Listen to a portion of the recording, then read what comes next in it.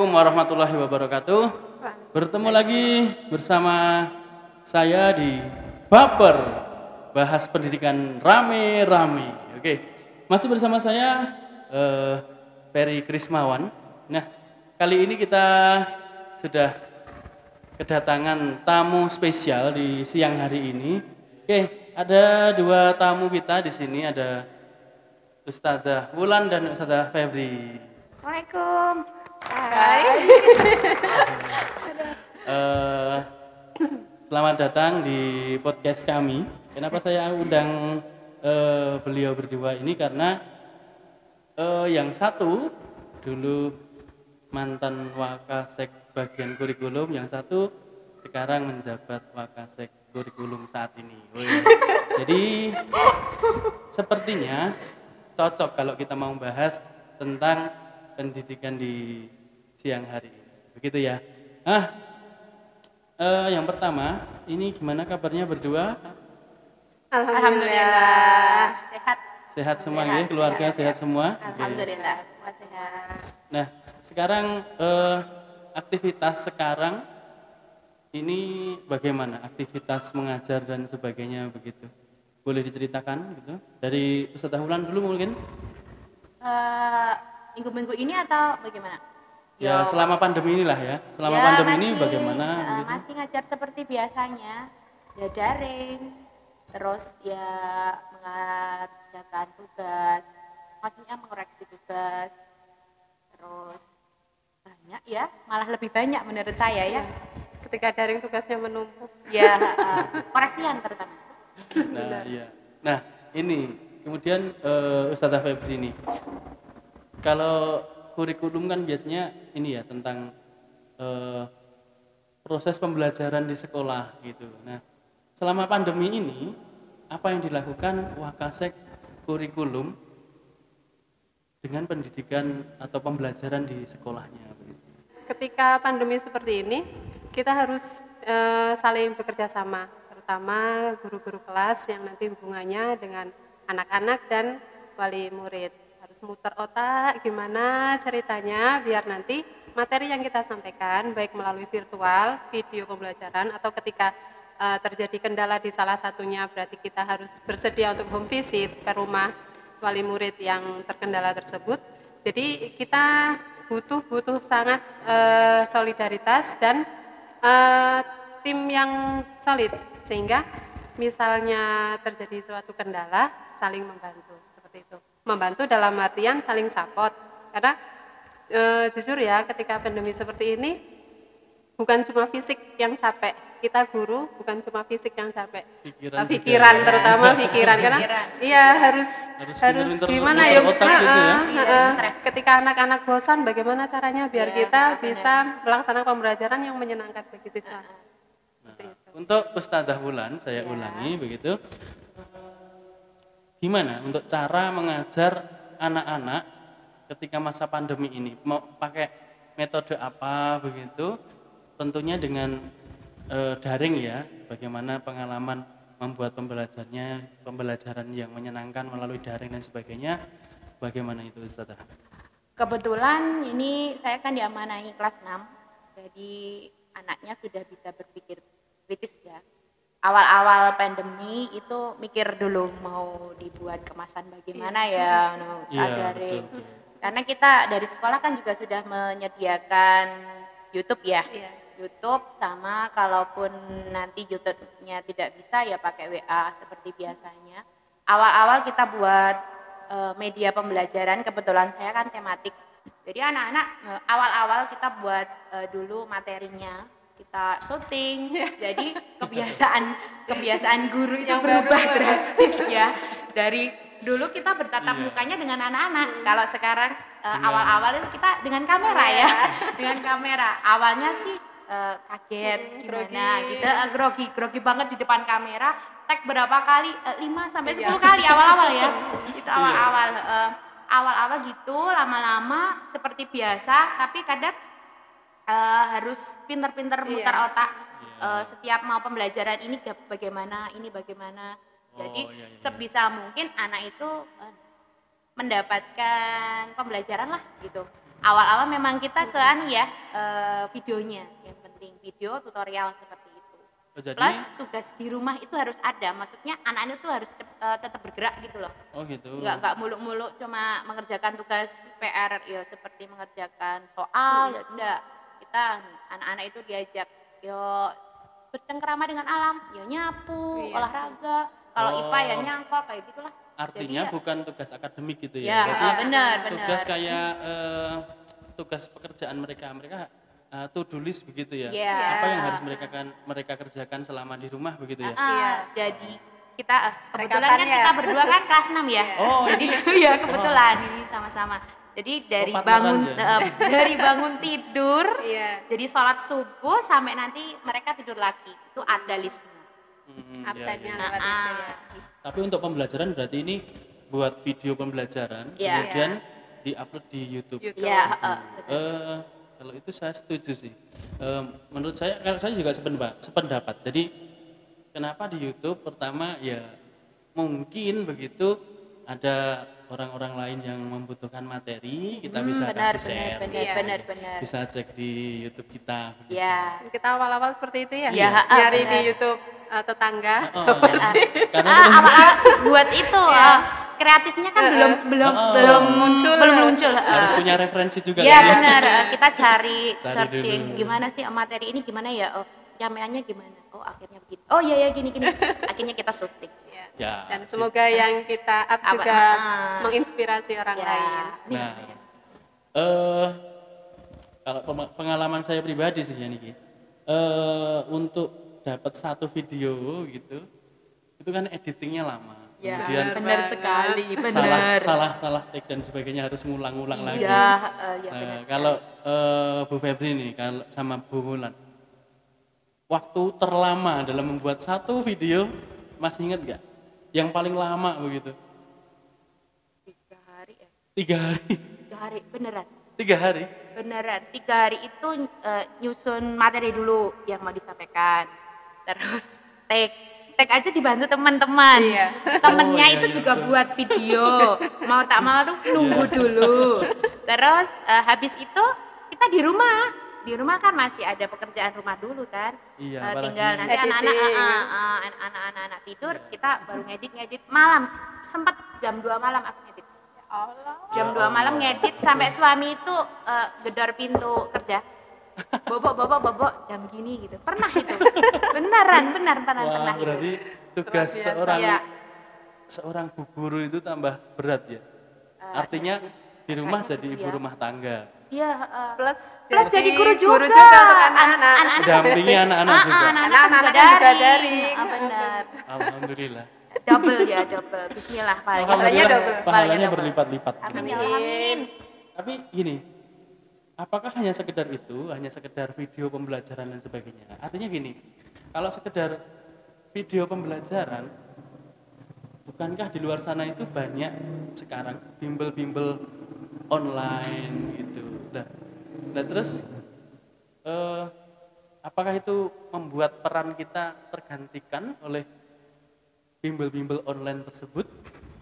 Bagaimana pendapat Ibu Wakasek Kurikulum?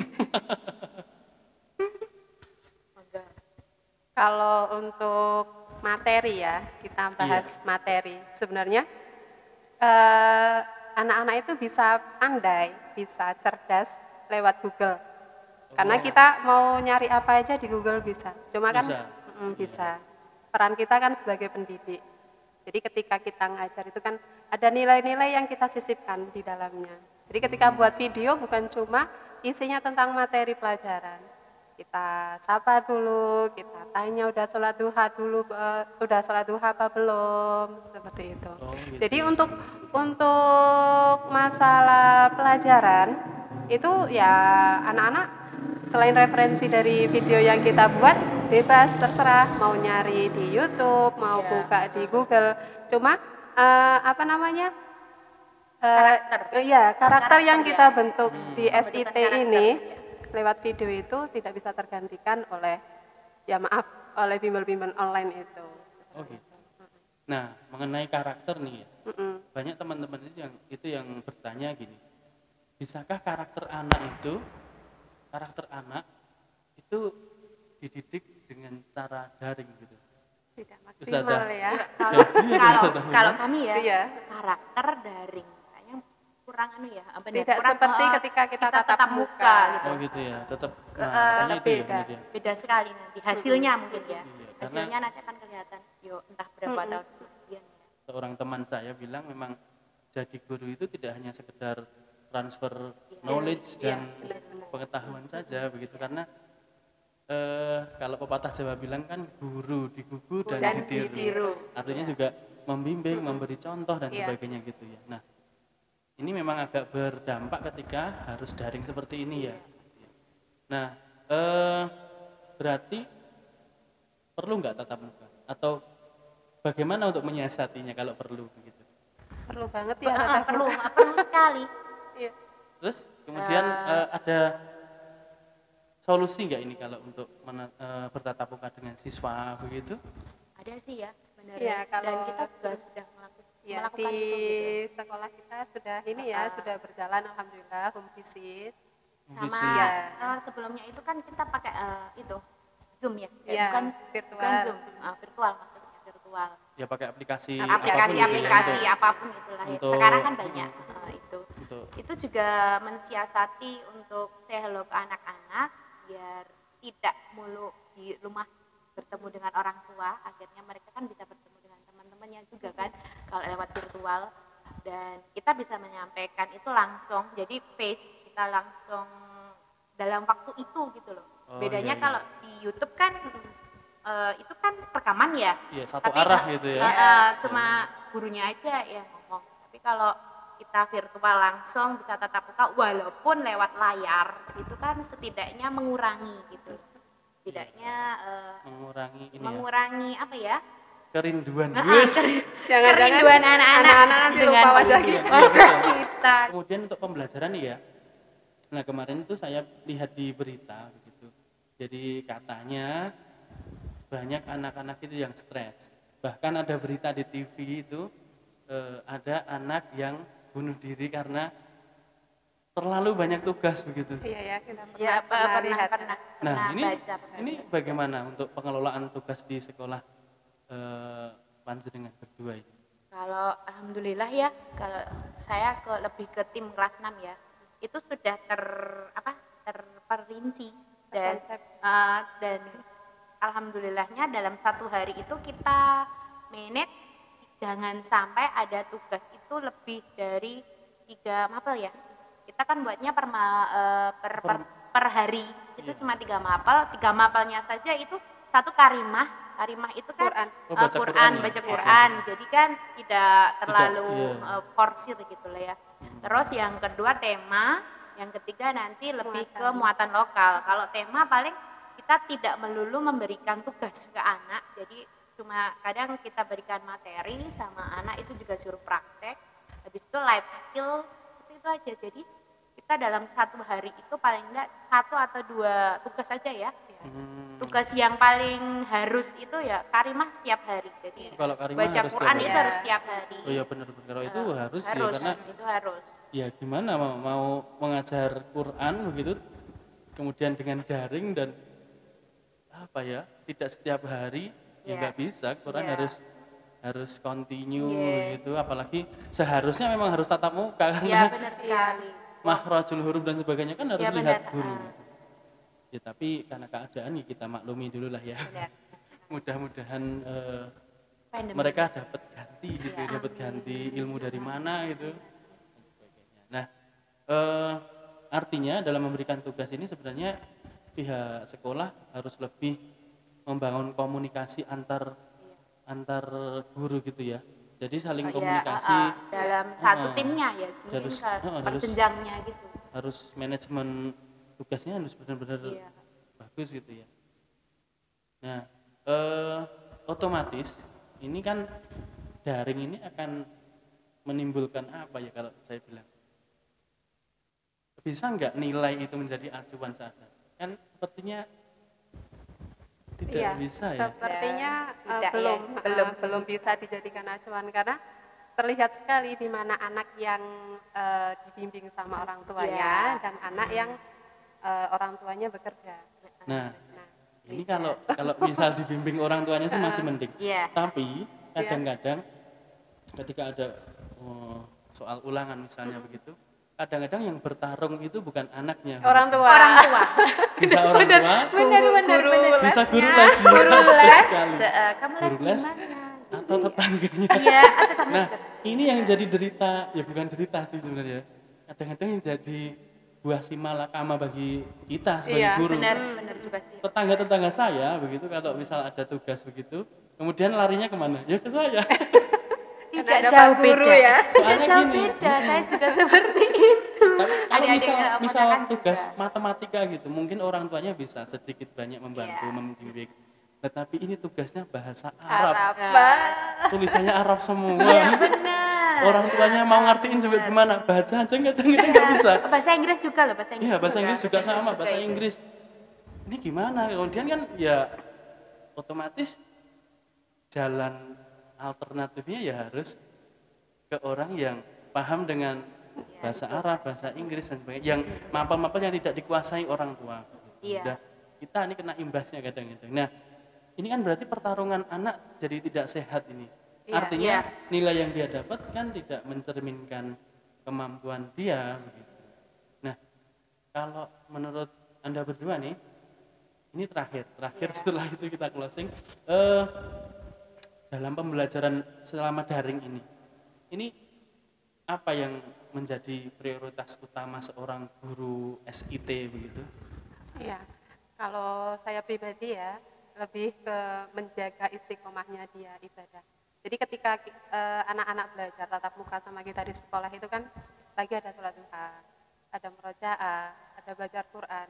Kita Iya. kan meskipun tadi disebutkan Ustazah Hulan ada listnya, Iya, setiap hari betul, ada list betul. kan, kita di situ nggak tahu anak Nggak ini tahu, mengerjakan apa enggak, itu kan Kevalitannya sebenarnya kevalitannya itu kita masih ya husnudon sama orang tua, cuma kan kita lebih menjaga di situ. Jadi kalau menurut saya di sisi-sisi ibadah, di sisi-sisi tauhidnya anak itu yang perlu kita jaga.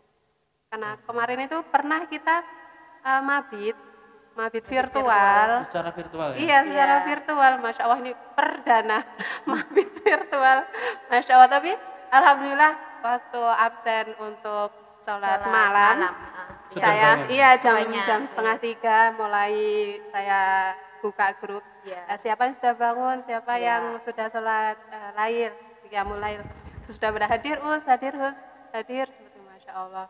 Nah, sisi-sisi seperti itu yang akan kita pertahankan, dan kalau bisa justru naik lagi levelnya. Kalau dulu mungkin karena di sekolah sholat duhanya 2 rakaat, karena di rumah bisa 4 rakaat seperti itu. Kalau untuk nilai, yang penting anak-anak menguasai seperti yang disampaikan Pak Menteri ya, Merdeka Iya. Belajar. Merdeka Jadi ketika pandemi seperti ini, kita nggak satu buku anak harus menguasai semua Nah, materi itu dia. disampaikan. Betul, Tidak betul, seperti betul, itu.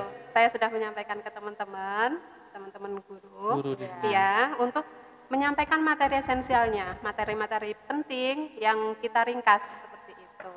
Dan yang paling utama tadi ibadah yang penting itu aja. Oh iya. Pondasi Betul. yang utama itu. Yang intinya ibadah pertama, akademik ikut gitu aja ya. Kalau saya. Ya, kita berharap aja mudah-mudahan ini pandemi segera berakhir begitu. Amin ya Allah. Amin. Karena terus terang walaupun sebagus apapun pembelajaran daring ini untuk mendidik karakter anak begitu sangat ya bisa tapi sangat sulit begitu Iya, ya. Sangat sulit generasi sekali. Iya. Mungkin sampai di sini dulu. Terima kasih telah bergabung bersama podcast kami di sini, memberikan ya bincang-bincang membahas seputar pendidikan di sekolah kita. Ya. Baik, demikian bincang-bincang kita bahas pendidikan rame-rame kita. Terima kasih Ustazah Febri, Ustazah Wulan. Ya, Kita sama-sama. bertemu di kesempatan yang lain. Assalamualaikum warahmatullahi wabarakatuh. Waalaikumsalam warahmatullahi wabarakatuh.